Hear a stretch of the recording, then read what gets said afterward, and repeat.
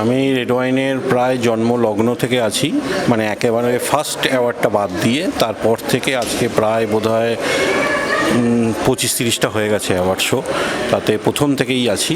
এবং এটা আমরা চালু করলাম লেডি এন্টারপ্রেনারদের সম্মান দেওয়ার জন্য, রেড ক্রাউন। তো বিজনেস অ্যাওয়ার্ডসের ক্যাটাগরিতে এটা সেকেন্ড অ্যাওয়ার্ড। তো খুবই ভালো লাগছে, এটা একটা নতুন প্রয়াস। সুতরাং এটা সবার কাছে আশা করব সবাই মিলে এটা পার্টিসিপেট করুন এবং আরও লেডি এন্টারপ্রেনারদের ইন্সপায়ার করুন, যাতে তারা নিজ নিজ ক্ষেত্রে আরও সাকসেসফুল হয়।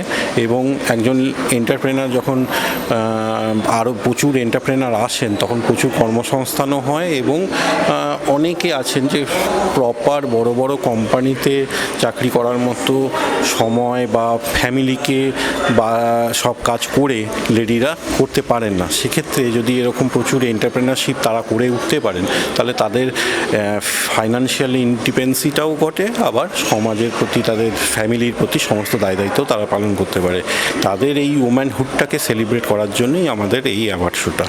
আশা করছি এটা ফার্স্ট ইয়ার, আশা করছি সিজন 2-3ও আমরা করতে পারবো, সেই আশাই সকলের কাছে রাখছি।